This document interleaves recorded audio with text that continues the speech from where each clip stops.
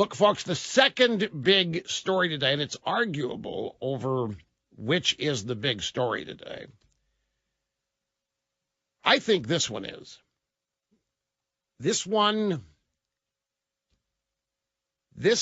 story and the New Green Deal combined could end up destroying Democrats' electability chances in 2020 if the information is used correctly.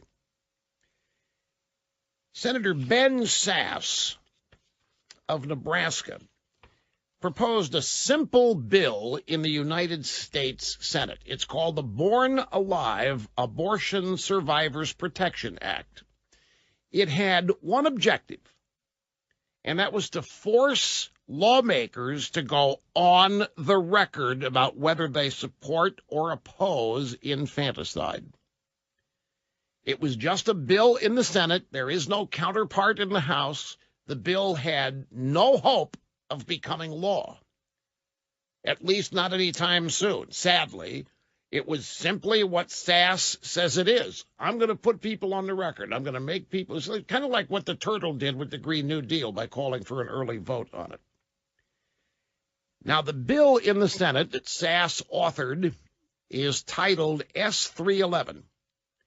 It aimed to ensure that, quote, if an abortion results in the live birth of an infant, that infant is then a legal person for all purposes under the laws of the United States and the Constitution, and is thus entitled to all the protections of such laws. Quite simple, isn't it?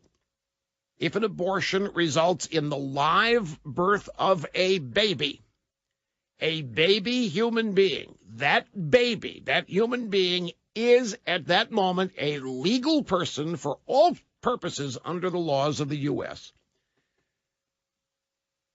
What do you think happened? That bill failed. The vote was 53 to 44. They needed 60 votes for the bill to pass. A bunch of Democrats, and among them several Democrat candidates for the Democrat presidential nomination in 2020, voted against the Born Alive Abortion Survivors Protection Act. 3 Democrats voted for it. Senators Joe Manchin of West Virginia, Bob Casey Jr. of Pennsylvania, Doug Jones of Alabama. 3 Republicans did not vote. Senators Kevin Cramer of North Dakota, Lisa Murkowski of Alaska, Tim Scott of South Carolina. However, Cramer and Scott missed the votes due to flight delays. They were going to vote for it. They just didn't get there. So it would have been 55-42. This bill was preceded by intense debate on the Senate floor, during which Democrats falsely claimed that the bill contained language that would hinder women's health care. Let me read to you the bill. If an abortion results in the live birth of an infant, the infant is a legal person for all purposes under the laws of the U.S. and entitled to all the protections of such laws. Where is anything about the health of the mother in that bill? It isn't. There is nothing that would hinder women's health care. Do you not find it strange that in the United States of America, we may need a separate piece of legislation to say that a human being is indeed a human being? And that now we've got the Democrat Party in most numbers voting against that proposition? We thought it was bad. Well, Ralph Northam of Virginia and in the New York State Senate gave it a standing O, but now it's the U.S. Senate, my friends, a U.S. Senate that says that baby ain't one. That baby is still a disease. It is still a sickness. It's still a problem for the mother. But it's... a baby. I mean, it's a human being. It survived abortion. Senator Tina Smith, Democrat Minnesota, claimed that this bill forces doctors to provide inappropriate medical treatment.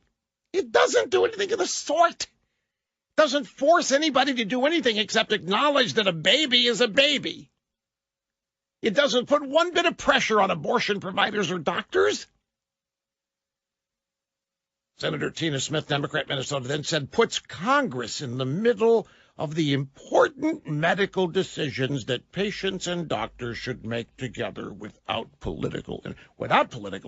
This is political. This is Democrat Party politics coming out in support of infanticide. Another clear example of how liberalism in the Democrats' current existence corrupts even human life. Senator Mazie Hirono from Hawaii, who during the Kavanaugh hearings told men to just shut the hell up and start behaving, also spoke against the bill. This bill, I read it to you. It requires, all that it requires is that a baby who survives an attempted abortion be treated like any other baby and be taken to the hospital for medical treatment. Practitioners who fail to comply would have been subject to fines or imprisonment up to 5 years or both. Not even a charge of murder. Killing a baby, survives abortion, we're not even going to call it murder. We're just going to issue you a fine. The bill, are you ready for this?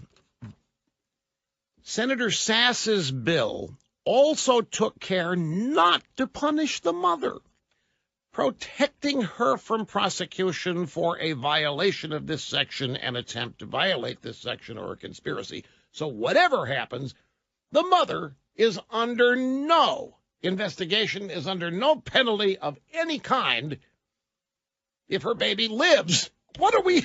She's under no penalty if the baby lives. Well, or if it's killed. If it's killed, the mother still has no responsibility. You talk about a get-out-of-jail-free card. You talk about, and by the way, we're going to have this bill that says if a baby survives abortion and it's born alive, then it's a baby and it has full rights under the U.S. Constitution and U.S. law. By the way, we're not going to hold the mother responsible for anything, and that didn't even entice any Democrats.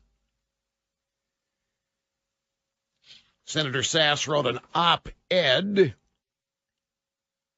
for Fox News in which he said this isn't about restricting access to abortion. We're talking about making sure that newborn babies are treated with dignity and receive care, whether they're born in the maternity wing or an abortion clinic. It's the bare minimum in humane treatment.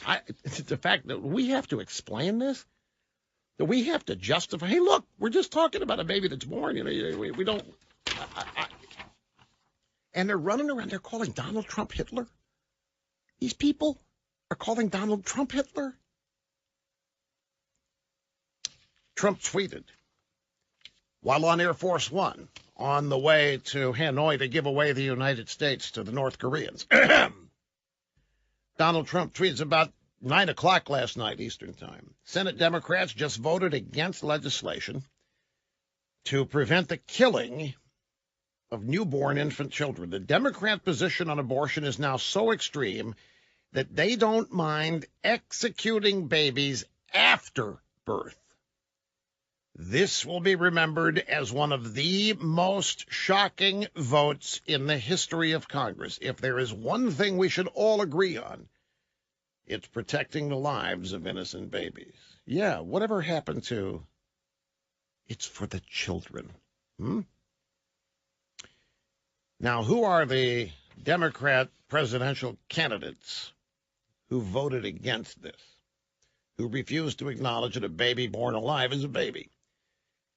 Pocahontas, Elizabeth Warren, Crazy Bernie, who, by the way, demanded private jet travel while stumping the country for Hillary Clinton in 2016, Kirsten Gillibrand, Amy Klobuchar. Didn't get to this yesterday. Amy Klobuchar once was at a restaurant. Somebody forgot to serve her silverware, so she took the comb out of her hair to eat her salad. And then she demanded her staff go wash the comb and upgrade the restaurant for refusing to bring her a knife and fork or to get one. Used her comb. This woman, Amy Klobuchar, mistreats her staff. Says, I can't support something that says a baby is a baby if it survives abortion because it was never intended to be a baby. It was supposed to be aborted. Cory Booker, Spartacus himself, votes against the proposition. They all voted no.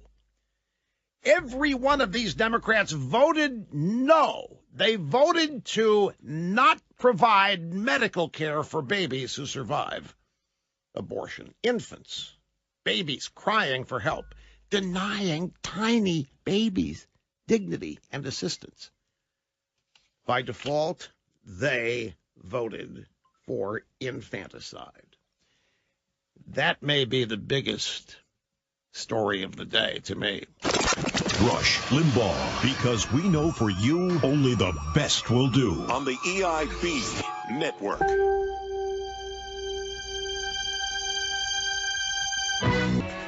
By the way, Elizabeth Warren tweeted a criticism of Ben Sasse's bill to protect the life of a child that survives an abortion. You want to hear this?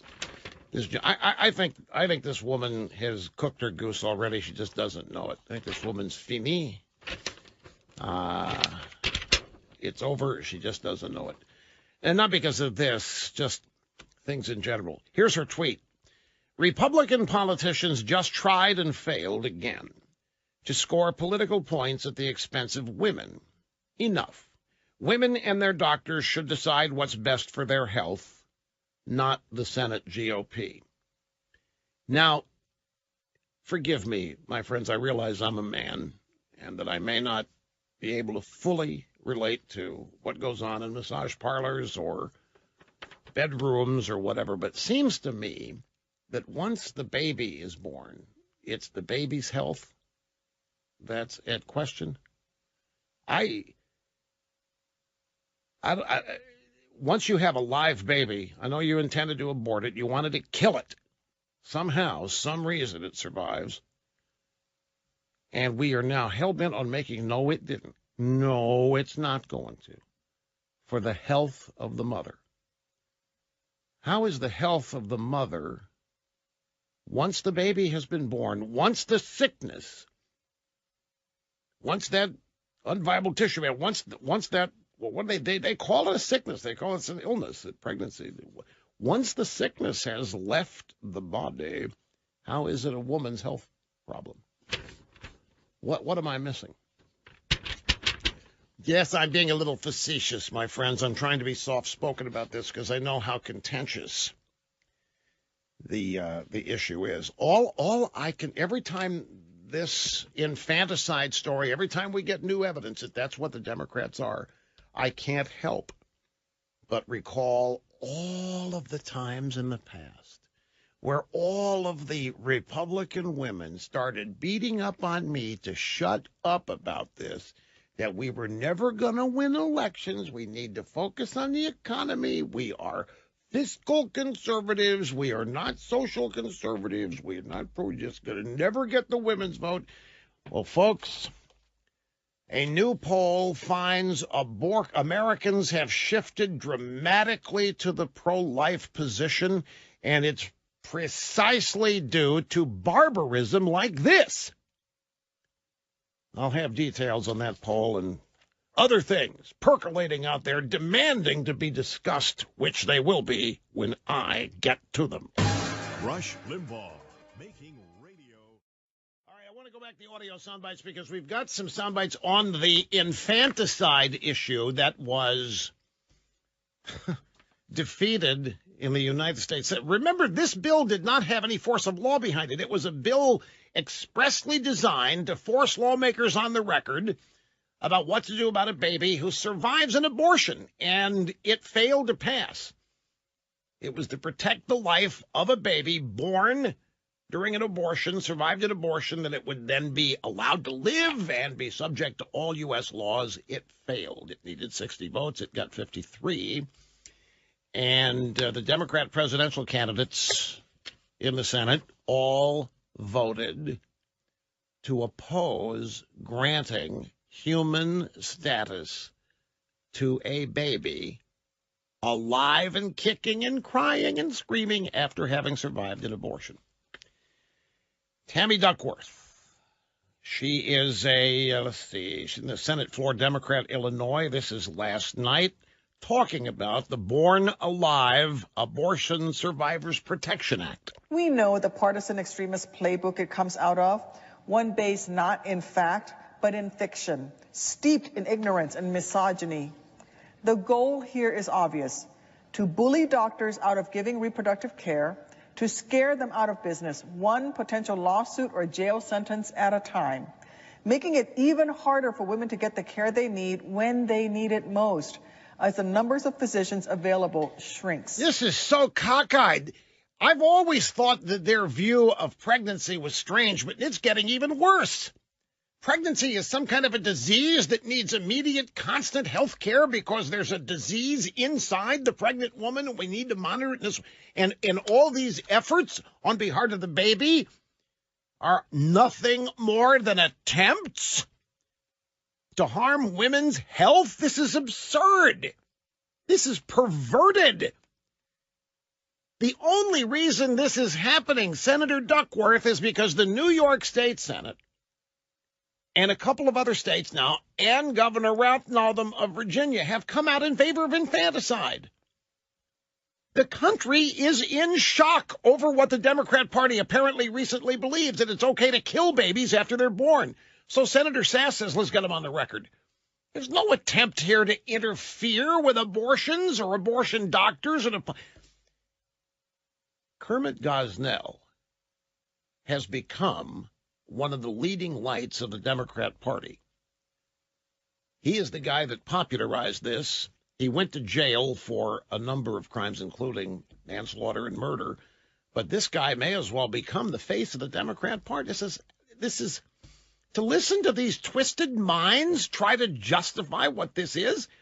All this is a statement. We've got a baby. It survived an abortion. It is alive. It's crying. It's screaming. It's trying to breathe. And you want the right to kill it. And anybody standing for the life of the baby somehow is a sexist and a misogynist trying to deny women their health? Here's Gloria Steinem. This is yesterday on the Today Show third hour. The co-host was Craig Melvin. Said the third edition of your book of essays, Outrageous Acts and Everyday Rebellions, is now out, Ms. Steinem. The first edition came out in 1983. What do you want this new generation of reader to take away from your book?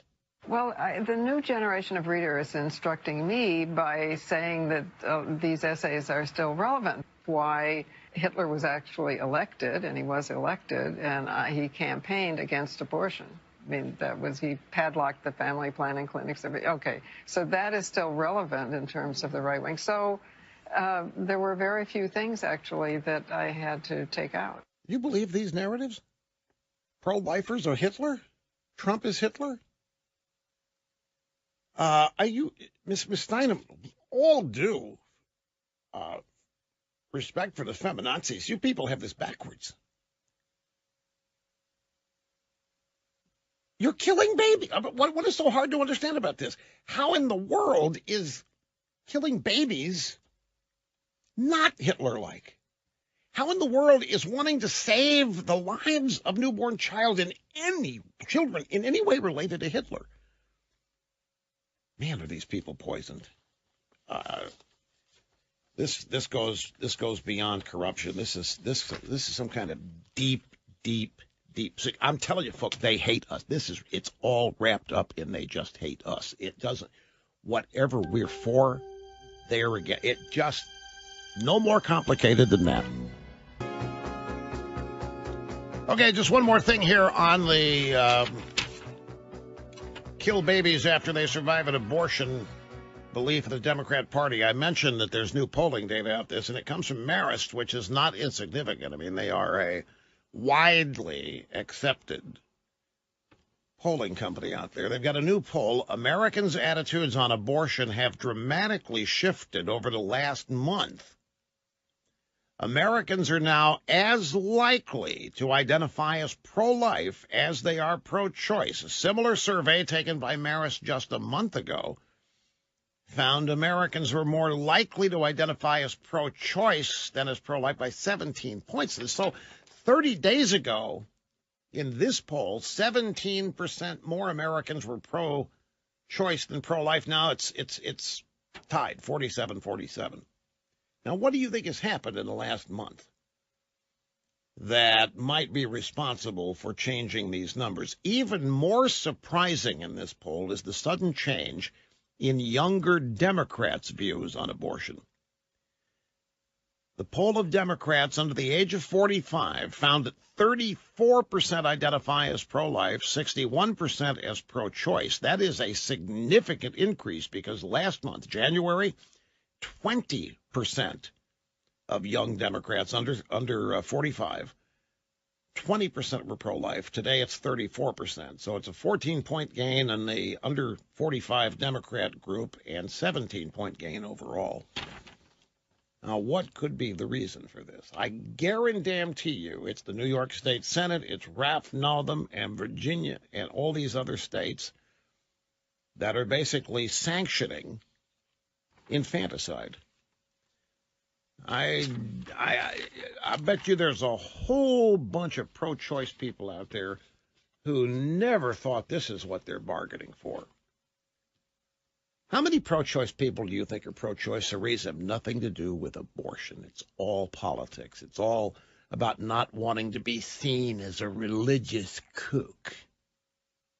I don't want to be seen as one of those gum-chewing deliverance people on the porch playing a banjo. That's not who I am.